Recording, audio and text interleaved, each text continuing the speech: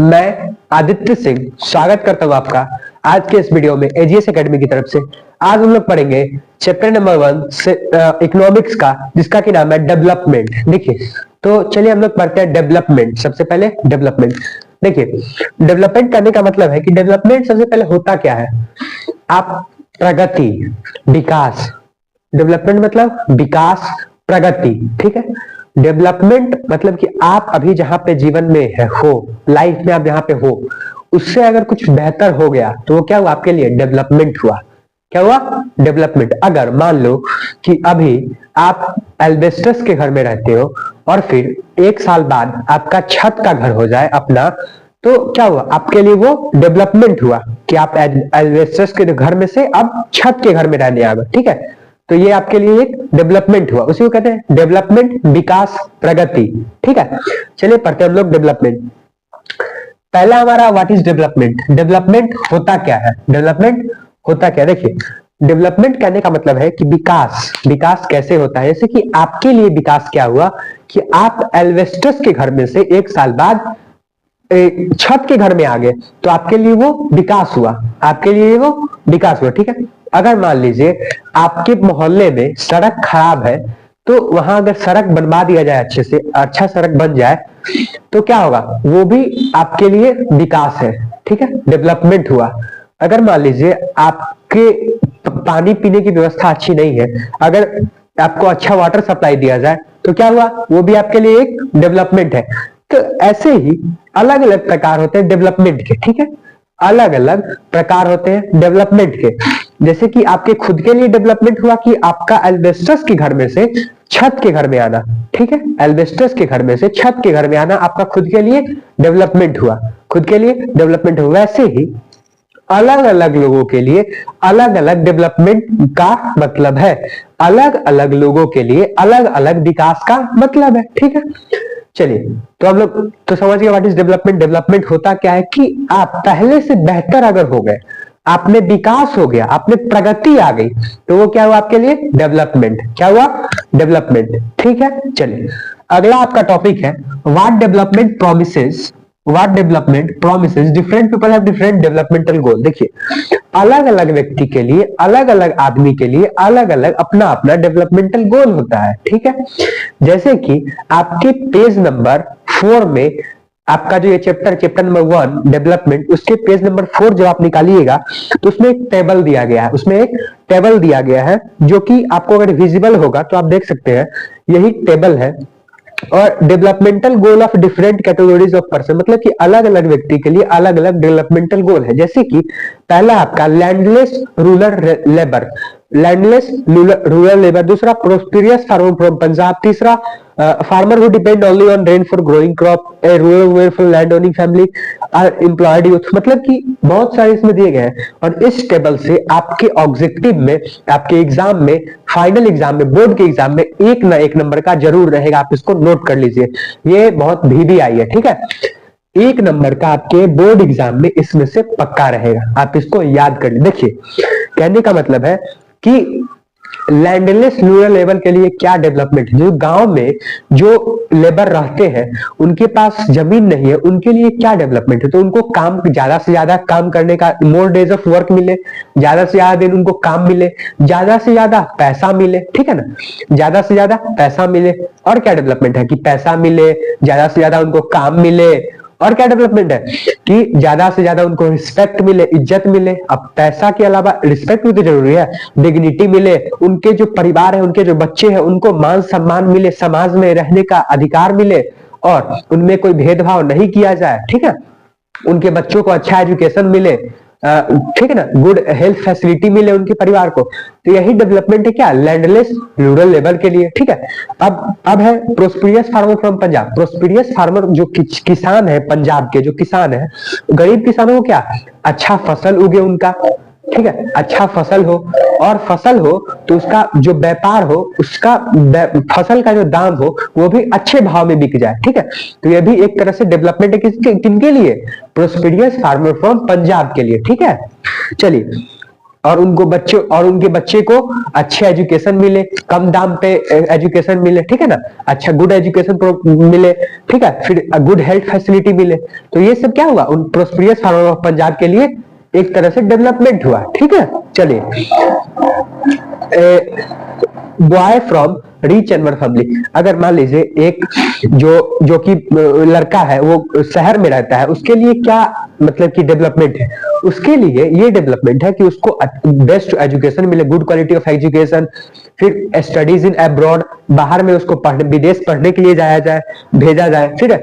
वैसे ही गर्ल के लिए क्या है, जो अर्बन फैमिली में है तो गर्ल के लिए भी वही है कि अच्छा हेल्थ फैसिलिटी मिले, कोई भेदभाव नहीं हो लड़का लड़की में, ठीक है ना, ब्रदर सिस्टर में, और ब्रदर भी कंट्रीब्यूट करे घर के कामों में, खाली गर्ल्स ही ना करे, ठीक है ना। तो यही सब डेवलपमेंट है, आप इस चार्ट को पूरा याद रखिएगा। और सबसे इंपॉर्टेंट इसमें लास्ट वाला जो है, आदिवासी फ्रॉम नर्मदा वैली। देखिए, नर्मदा वैली के रिवर के पास जो आदिवासी लोग हैं, जो ट्राइबल पीपल है, ट्राइबल कम्युनिटी है, वो नदी के पास क्या कर रहे हैं कि नदी के पास वो अपना तंबू वंबू गाड़ के जीवन यापन कर रहे हैं, जीवन व्यतीत कर रहे हैं। वहां पे उनको खाना भी आसानी से बन जाता है, पानी की व्यवस्था है, वहां पे उनको दिक्कतें कम है, दिक्कतें तो है लेकिन कम है। तो वहां पर जो नर्मदा रिवर के पास आदिवासी लोग अपना डेरा डंडा गाड़ के बैठे हैं, वहां पे अपना जीवन यापन कर रहे हैं, अपना घर बना के बैठे हैं।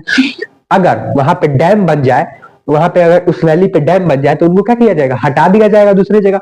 और जब हटा दिया जाएगा उनको, तो उनके लिए जो है एक तरह से मैं कहूं आपसे, उनके लिए वो डिस्ट्रक्टिव हो जाएगा।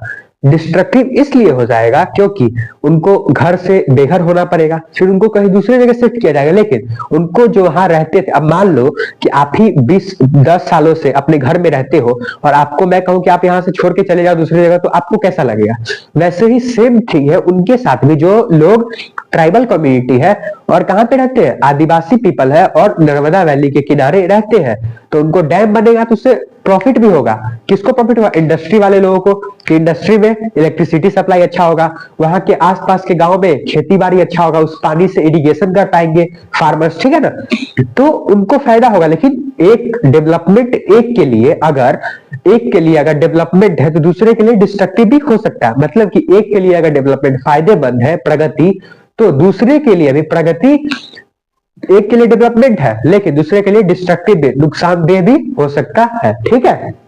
चलिए, तो इसीलिए कहते हैं कि different people have different developmental goal, मतलब कि अलग अलग व्यक्ति के अलग अलग प्रगति करने के आशा है, अलग अलग डिफरेंट गोल है, ठीक है।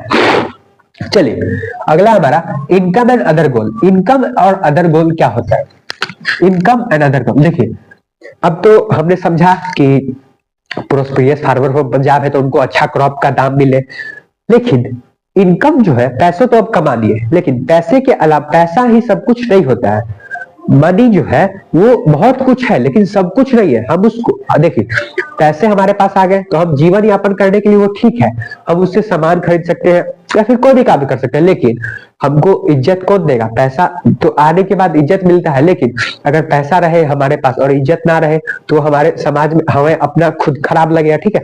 हमारे पास डिग्निटी ना रहे, रिस्पेक्ट ना रहे, हमें कोई अगर मान लो आसपास में बगल में पार्टी फंक्शन हुआ, हम बुलाते और हमें नहीं बुलाया जाए, निमंत्रण नहीं दिया जाए, सबको दिया जाए, तो हमारे लिए खराब है।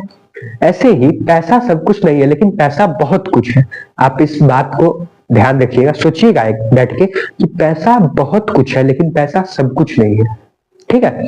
तो इनकम एंड अदर गोल, मतलब कि इनकम के अलावा भी और भी स्रोत है डेवलपमेंट के, ठीक है। जैसे कि चिल्ड्रन को अच्छा एजुकेशन मिले। अब मान लो पैसा हम कमा रहे हैं, पैसा आप कमा रहे हो, आपके बच्चों को अगर अच्छा हेल्थ फैसिलिटी नहीं मिल रहा है, गुड प्रोवाइड एजुकेशन नहीं मिल रहा है, तो वो खराब है कि नहीं, तो क्या डिस्ट्रक्टिव हुआ। इसीलिए पैसा ही सब कुछ नहीं लेकिन पैसा बहुत कुछ है, ठीक है। चलिए, तो हो गया आपका income and other goal complete. फिर नेशनल डेवलपमेंट। देखिए, अब तो हम लोगों ने अभी तक पढ़ा कि इंडिविजुअल पर्सन, मतलब कि जो आदिवासी लोग हैं उनके लिए एक तरह से डिस्ट्रक्टिव हो गया। जो डैम वाले लोग हैं, डैम बना उनके, और वहां पे फैक्ट्री था, उनके लिए जो इंडस्ट्री था, उनके लिए इलेक्ट्रिसिटी सप्लाई हो रहा है थर्मल पावर से, तो उनके लिए क्या हुआ, फायदेमंद हुआ, लेकिन दूसरे के लिए नुकसानदेह हुआ। हमारा छत जो है एल्बेस्टस से हमारा छत बन गया हमारे घर में 1 साल बाद, तो वो क्या हुआ, हमारे लिए इंडिविजुअल में फायदा हुआ, रोड बन गया तो वो फायदा हुआ। लेकिन अब देश का डेवलपमेंट कैसे होगा, पूरे नेशन का डेवलपमेंट कैसे होगा? तो नेशन का डेवलपमेंट ऐसे कुछ होगा कि जितने भी लोग कमा रहे हैं वो सब थोड़ा थोड़ा अपने देश के लिए भी कंट्रीब्यूट करें, ठीक है? अपने देश के लिए भी सोचे, बस खुद के लिए ना सोचे, ठीक है? अपने देश के लिए भी सोचे, अपने वातावरण को साफ रखे, अपने आसपास के इन्वायरमेंट को साफ रखे, सुरक्षित रखे, ठीक है? तो इससे देश का भी डेवलपमेंट होगा। कुछ देश के लिए अच्छा काम करे, जैसे कि हमारे आर्मी ऑफिसर्स जो है वो कितना अच्छा काम करते हैं हमारे देश के लिए, अपनी जान की बाजी लगाकर हमारी रक्षा करते हैं, तभी हम अपने घर में सुख और चैन से रह पाते हैं, ठीक है? वैसे ही हम सबका भी दायित्व बनता है कि हम भी कुछ देश के लिए अच्छा काम करें। मान लीजिए आप पढ़ लिख कर साइंटिस्ट बनो, तो ये नहीं कि आईआईटी साइंटिस्ट बनने के बाद आप चल जाओ इसरो से कहां, अमेरिका में, ये गलत बात है, ठीक है ना? मतलब कि अपने देश के लिए आप कुछ करो, तो हुआ क्या हुआ, नेशनल डेवलपमेंट। अब बहुत सारे लोग मिलकर जब अपने देश के लिए काम करेंगे तो क्या होगा, नेशनल डेवलपमेंट। क्या होगा, नेशनल डेवलपमेंट। अब नेशनल डेवलपमेंट कैसे कैलकुलेट किया जाएगा? देखिए, नेशनल डेवलपमेंट बस पैसों के तौर पे नहीं कैलकुलेट किया जाता है। नेशनल डेवलपमेंट बस पैसों के तौर पे नहीं कैलकुलेट किया जाता, क्योंकि नेशनल डेवलपमेंट जो है वो आपके एजुकेशन फैसिलिटी, आपके देश का जो है वो शिक्षा विभाग कैसा है, आपके देश का जो है वो हेल्थ फैसिलिटी कैसा है, इन सब के आधार पे भी नेशनल डेवलपमेंट को काउंट किया जाता है। अब नेशनल डेवलपमेंट को कैसे काउंट किया जाता है, देखिए, तो इसमें है पर कैपिटा इनकम, सॉरी पर कैपिटा इनकम अगले वाले टॉपिक, पहले इसको। नेशनल डेवलपमेंट जो है वो बस पैसे के तौर पे नहीं काउंट किया जाता है, उसमें हेल्थ फैसिलिटी देखा जाता है, फिर से एजुकेशन फैसिलिटी देखा जाता है, कैसे लोग वहां पे रह रहे हैं, उनका कल्चर देखा जाता है, उनका व्यवहार देखा जाता है, इन सब चीजों पर भी नेशनल डेवलपमेंट डिपेंड करता है, ठीक है? चलिए, जो किसी इंडिविजुअल के लिए डेवलपमेंट नहीं होगा, पूरे कम्युनिटी, पूरे देश के लिए डेवलपमेंट होगा, उसको कहेंगे नेशनल डेवलपमेंट, ठीक है? चलिए, अगला है how to compare different countries और स्टेट। मतलब कि हम कैसे कंपेयर करेंगे डिफरेंट कंट्रीज और स्टेट को, अलग अलग देश को और अलग अलग राजधानी को, राज्य को, ठीक है? देखिए, कंपेयर करने के लिए आपके बुक में दिया गया है पर कैपिटा इनकम। क्या है? पर कैपिटा इनकम, जिसको कि हम लोग एवरेज इनकम भी बोलते हैं। पर कैपिटा इनकम, जिसको कि हम लोग एवरेज इनकम भी बोलते हैं, ठीक है?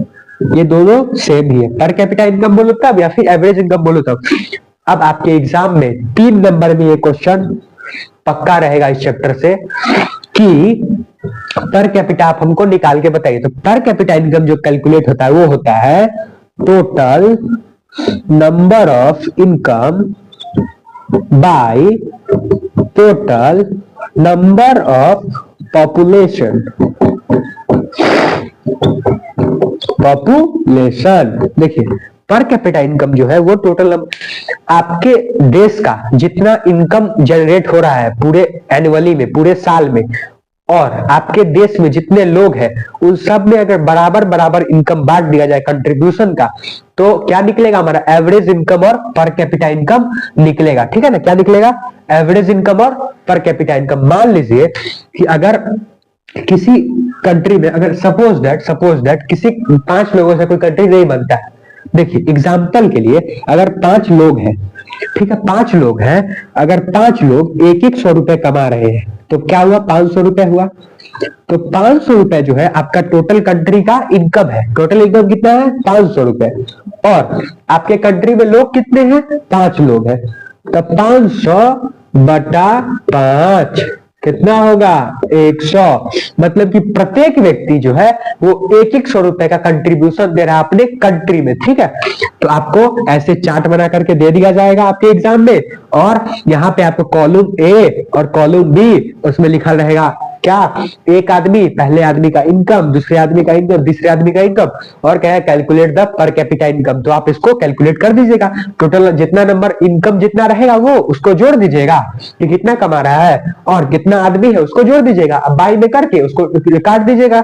ठीक है, तो क्या आ जाएगा आपका पर कैपिटा इनकम। अब per capita income very very VBI question है, इंपॉर्टेंट। मैंने आपको बताया पर कैपिटा इनकम आता ही आता है, आप इसको याद रखिएगा। ठीक है, चलिए अगला आपका है इनकम एंड अदर क्राइटेरिया। देखिए, हाँ, तो पर कैपिटा इनकम जो है ये तो कैलकुलेट किया था, और देखिए पर capita income always calculated on dollar. पर capita income always calculated on dollar, always calculated on dollar. अभी जो है, अभी प्रेजेंट टाइम में $1 का क्या प्राइस चल रहा है, $1 का 84 रुपए चल रहा है। क्या, $1.84। ठीक है ना, मतलब कि अगर जिस कंट्री में डॉलर चलता है, जैसे कि आप यूएस में जाओगे तो वहां पे करेंसी है वहां का डॉलर।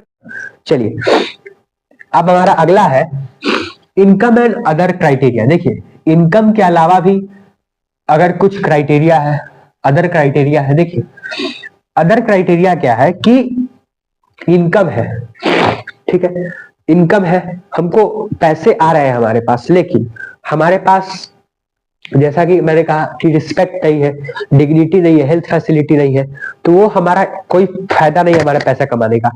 मतलब कि हमें पैसों के अलावा भी बहुत चीजों की जरूरत है। ठीक है, जिंदगी को जीने के लिए, जैसे कि समाज में हमारा मतलब कि जो है कंट्रीब्यूशन चाहिए, हमारे देश के लिए हमारा कंट्रीब्यूशन चाहिए, हमें अच्छी हेल्थ फैसिलिटी चाहिए, हमें अच्छी एजुकेशन फैसिलिटी चाहिए, ऐसा कि हमारा सब लोग इज्जत करे। ठीक है ना, तो इनकम के अलावा भी बहुत सारी क्राइटेरिया है जिससे कि जो कि डिजर्व करती है कंट्री को नंबर 1 बनाने के लिए, नेशनल डेवलपमेंट, नेशनल तौर, इंटरनेशनल तौर पे कंपेयर करने के लिए। जैसे कि देखिए, आपके बुक में एवरेज इनकम तो हो गया कि इनकम क्या है, income is always calculated on dollar, income is always calculated on dollar.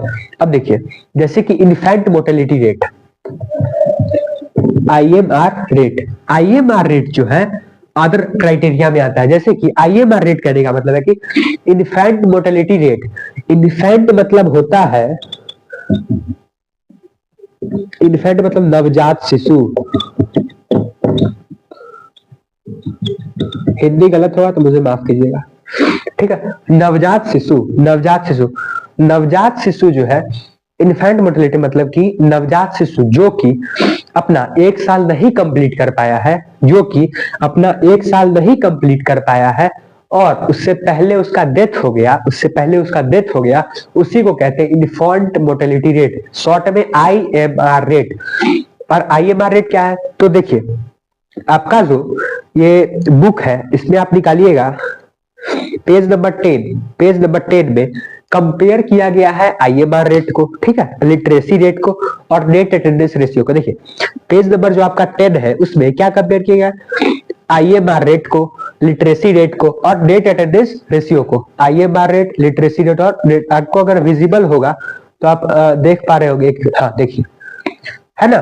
तो कंपेयर जो किया गया है, तो क्या पहले क्या, हरियाणा का, फिर केरला का और फिर बिहार का। हरियाणा का जो IMR रेट है, इन्फेंट मोर्टेलिटी रेट, वो क्या है, 30 है। मतलब कि पर 1000 लिव बर्थ पे जो 30 बच्चे हैं वो मर जाते हैं, पर 1000 लिव बर्थ पे 30 बच्चे मर जाते हैं। ऐसा क्यों होता है, देखिए, पर 1000 लिव बर्थ पे 30 बच्चे मर जाते हैं, मतलब कि अगर 1000 बच्चों का जन्म हुआ तो इसमें से 30 मर गए, कहां पे, हरियाणा में। और दूसरा देखिए, केरला जो है उसमें 7 बच्चे, पर 1000 लिव बर्थ पे बस 7 बच्चे मारे जाते हैं, ठीक है। और तीसरा, पर 1000 लिव बर्थ पे 32 बच्चों मर जाता है। मतलब कि ओवरऑल जो केरला है उसमें आगे है, क्योंकि यहाँ पे बस 7 बच्चों की हत्या हो रही है और हरियाणा में 30 और बिहार में 32, तो यहाँ पे इस हिसाब से केरला इसमें आगे है हम लोग से। अब देखिए, अब बच्चों की हत्या क्यों, क्योंकि वहां पे हेल्थ फैसिलिटी पुअर है, हेल्थ फैसिलिटी अच्छी नहीं है, इसीलिए बच्चों को नहीं बचा पाए डॉक्टर्स। तो अगर वहां पे इक्विपमेंट होता, हेल्थ फैसिलिटी होता, तो डॉक्टर, ये जो बच्चे हैं इतने ज्यादा नहीं बढ़ते। और सबसे स्थिति खराब अपने बिहार का है, जो कि 32 बच्चे मारे जाते हैं पर 1000 लिव बर्थ में से। ठीक है, फिर लिटरेसी रेट 2017 और 18 के डेटा के हिसाब से लिटरेसी रेट जो दिया गया है वो है 82% जो है लिटरेसी रेट है हरियाणा में, 94% लिटरेसी रेट है केरला में, और 62% लिटरेसी रेट है कहां पे, बिहार में। मतलब कि ओवरऑल सब में बिहार पीछे, लिटरेसी रेट में भी बिहार पीछे है, क्योंकि बस जो 62% बच्चे हैं, 62% लोग यहाँ पे पढ़े लिखे हैं, और केरला में सबसे ज्यादा, ओवरऑल पूरे कंट्री में, हमारे पूरे देश में सबसे ज्यादा लिटरेसी रेट कहाँ है, केरला में। कहां पे है, केरला में। और 82% आदमी जो है, व्यक्ति, पीपल, वो कहां पे पढ़े लिखे हैं, तो हरियाणा में। ठीक है, तो ओवरऑल इसमें ही हमारा बिहार पीछे है। ठीक है, और फिर net attendance ratio, net attendance ratio उसको कहते हैं जो कि 100 बच्चों में से 100% में से 14 से जो 15 साल के बच्चे हैं, 14 से जो 15 साल तक के बच्चे हैं, वो कितना स्कूल अटेंड करते हैं, तो 61 बच्चे, 100 में से 61 बच्चे जो है हरियाणा में स्कूल अटेंड करते हैं, 14 से 15 साल वाले। और फिर 100 में से 83 बच्चे केरल में स्कूल अटेंड करते हैं। ठीक है, और फिर 43 बच्चे 100 में से स्कूल अटेंड करते हैं बिहार में, मात्र 43। देखिए, सबसे ज्यादा है केरल में, ठीक है, 83 बच्चे, और 61 बच्चे हैं कहां पे, हरियाणा में, और 43 बच्चे हैं कहां पे, तो बिहार में। मतलब कि हमारा जो बिहार है वो ओवरऑल सबसे पीछे है ये सब चीजों में। ठीक है, इसीलिए हमारा जो IAR रेट है वो भी कम है, और फिर एजुकेशन फैसिलिटी भी कम है, और स्कूल नेट अटेंडेंस रेशियो, जिसको कि 14 से 15 साल के बच्चे कितना स्कूल अटेंड करते हैं, वो भी कम है। तो ओवरऑल इसमें केरला ठीक है। ठीक है, चलिए अब हमारा अगला है पब्लिक फैसिलिटीज। देखिए, पब्लिक फैसिलिटीज हम लोग पढ़ते हैं।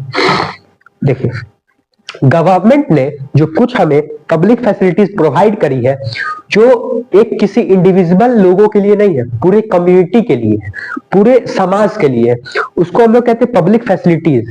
ठीक है, क्या कहते हैं, पब्लिक फैसिलिटी। जैसे कि पब्लिक पार्क, जैसे कि पार्क है आपके अगल बगल में पार्क होगा, तो वो आपके एक इंडिविजुअल के लिए बैठने के लिए नहीं है, इंडिविजुअल के लिए नहीं है, सुख करने के लिए, वो पूरे कम्युनिटी, पूरे मोहल्ले के लिए सुख करने के लिए वो पार्क बनाया गया। ठीक है, जैसे कि रोड, तो रोड आपके अगर घर के सामने रोड है, तो वो किसी की बात की जागीर नहीं है, वो किसी की बात की जागीर नहीं है, वो सबकी है। आप उसको रोक नहीं सकते हो कि आप इस पे नहीं चलो, आपके घर के आगे, लेकिन वो गवर्नमेंट प्रॉपर्टी है, सरकार ने उसको बनाया है कि उस पे सब चलेंगे, सब अपना अपना यातायात का काम करेंगे। ठीक है, चलिए, तो पब्लिक फैसिलिटी यही हुआ। जैसे कि हॉस्पिटल में गवर्नमेंट ने अपने तरफ से हॉस्पिटल बनाया, गवर्नमेंट हॉस्पिटल बनाया है, जिसमें कि गरीब का भी इलाज होगा, अमीर का भी इलाज होगा। लेकिन हमारे बिहार में ऐसा नहीं होता।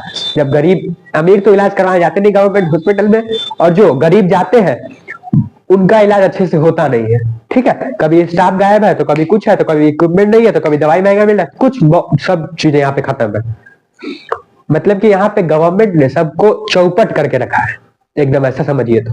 ठीक है, और जैसे कि गवर्नमेंट स्कूल है, तो गवर्नमेंट स्कूल का हालत धीरे धीरे सुधर रहा है, लेकिन फिर भी वही हाल है। अब सुधार हुआ तो धीरे धीरे ही होगा। ठीक है, तो ये सब है जिसमें, जो कि गवर्नमेंट ने हमें प्रोवाइड करा है हमारे अपने फैसिलिटी के लिए। ठीक है, गवर्नमेंट ने हमें प्रोवाइड किया हमारे अपने यूज के लिए, तो किसी इंडिविजुअल व्यक्ति के लिए नहीं, पूरे कम्युनिटी के लिए, उसको कहते हैं पब्लिक फैसिलिटी। ठीक है, अब चलिए, अब एक बात और सस्टेनेबल डेवलपमेंट पढ़ने से पहले, कि यूएनडीपी वाला जो है, उसमें आपके एग्जाम में पूछता है, यूएनडीपी जो है, यूनाइटेड नेशन डेवलपमेंट प्रोग्राम, उसने, जो कि न्यूयॉर्क अमेरिका में है, यूएसए में, यूनाइटेड स्टेट्स ऑफ अमेरिका ने, उसने एक रिपोर्ट जारी किया। क्या रिपोर्ट जारी किया, कि सब कंट्रीज का कंपैरिजन किया कि कौन सा कंट्री आगे है, सब कुछ को लेकर कंट्रीज का और स्टेट का जब कंपैरिजन होगा, तो एक चीज से नहीं कर सकते आप, बहुत चीजों को मिला करके कंपैरिजन करना होता है। ठीक है, जैसे कि देखिए, ये जो है some data regarding India and its neighbour, some data regarding India and its neighbour. देखिए, इसमें जो इंडिया है, इसमें जो हमारा इंडिया है वो वो जो है पर कैपिटा इनकम में ज्यादा हो सकता है किसी कंट्री से, लेकिन और सब जो है लाइफ एक्सपेक्टेंसी, फिर क्या है स्कूलिंग जो अटेंड करके 25 इयर्स जो पीपल है उन सब में इंडिया से भी आगे है। देखिए जैसे कि बांग्लादेश है, ये पर कैपिटा इनकम में इंडिया से कम है, लेकिन लाइफ एक्सपेक्टेंसी में ज्यादा है, 72% है। फिर से school of people year age 25 इसमें भी ज्यादा है। फिर से इसमें HDI rank human development index जो है उसमें भी ज्यादा है। तो मतलब कि यूएनडीपी ने एक रिपोर्ट जारी किया कि आपका जो डेवलपमेंट है वो सिर्फ और सिर्फ आपके पर कैपिटा इनकम पे डिपेंड नहीं रहता है, और सारी चीजों के लिए भी आप एलिजिबल हो, उसके बाद ही आपका पर कैपिटा इनकम देखा जाएगा। ठीक है ना, तो इन सारी चीजों पर भी हमारा पर कैपिटा इनकम डिपेंड करता है। अब हमारा अगला है सस्टेनेबल डेवलपमेंट। सस्टेनेबल डेवलपमेंट क्या होता है कि हमने डेवलपमेंट तो कर ली, हमारा रिपोर्ट भी आ गया, मतलब कंट्रीज को कंपेयर भी कर लिए। अब हम आगे पढ़ेंगे कि सस्टेनेबल डेवलपमेंट क्या होता है। देखिए सस्टेनेबल डेवलपमेंट आपके एग्जाम में पूछने वाला क्वेश्चन है, BBI में इसको रखिए। सस्टेनेबल डेवलपमेंट पूछा जाता है, आपके ज्योग्राफी में भी पढ़ना है सस्टेनेबल डेवलपमेंट, और यहाँ पे इकोनॉमिक्स में भी, इको में भी पढ़ना है सस्टेनेबल डेवलपमेंट। सस्टेनेबल डेवलपमेंट हम डेवलप जो चीज जो हमें नेचर ने चीज दिए हैं, हमें जो फैसिलिटी प्रोवाइड किया उसको हम बचा करके रखें, उसको हार्म हम ना पहुंचाए, ज्यादा से ज्यादा हम उसको बचाने की कोशिश करें। जैसे कि हमारे पास पेड़ है, पौधे हैं, हमारे पास क्रूड ऑयल है, ग्राउंड वाटर है, तो इन सब का हम सस्टेन करें, इन सबको हम इस्तेमाल करें, लेकिन उतना ही जितना कि हमें जरूरत है, वेस्ट ना करें। जैसे कि आपको अगर 100 का पेट्रोल खरीद के ले आए 100 का, और उसको अगर 5 किलोमीटर के अंदर में जाना है आपको, तो आप उस साइकिल से भी जा सकते हो, लेकिन आप उसको बाइक का इस्तेमाल करते हो तो उसमें ईंधन का खपत होता है, फ्यूल जलता है, तो वो क्या, वो एक तरह से वेस्टेज हुआ फ्यूल का। ठीक है, तो हमें यह ध्यान रखना पड़ेगा कि हमारे आसपास की जो चीजें जो हमें प्राकृतिक ने दी है उनको हम बचा करके रखें। ठीक है, जैसे कि हम ग्राउंड पानी को बचाने के लिए क्या कर सकते हैं, जैसे कि रेन वाटर हार्वेस्टिंग कर सकते हैं, पानी को स्टोर कर सकते हैं, उसको फिर से यूज कर सकते हैं। जैसे कि सीढ़ी धोना है आपको, सीढ़ी धोने के लिए हम अच्छा पीने वाला पानी छोड़ करके जो ground water rain water harvesting से पानी निकला उससे हम धो सकते हैं, तो हमारा क्या होगा, वाटर बच जाएगा और क्रूड ऑयल भी बच जाएगा। ठीक है, जैसे कि क्रूड ऑयल का मैंने केस बताया आपको। तो चलिए, हमको बचाने की जरूरत है, हमें पेड़ लगाने की जरूरत ज्यादा से ज्यादा, क्योंकि हमारा वातावरण साफ रहे, क्योंकि हमारी जो संपत्ति है हमारे नेचर ने दिया वो बस हमारी इंडिविजुअल नहीं है, हमें फ्यूचर जनरेशन की नीड्स के लिए भी बचा के रखना पड़ेगा कि उन चीजों का लाभ फ्यूचर जनरेशन भी उठा सके। ठीक है, चलिए, तो यहीं पे आपका चैप्टर होता है खत्म। मैं आदित्य सिंह विदा लेता हूँ आपसे, फिर मिलेंगे अगले चैप्टर में, चैप्टर नंबर 2 जिसका नाम है सेक्टर्स ऑफ इंडियन इकोनॉमी। तब तक के लिए गुड लक, टेक केयर।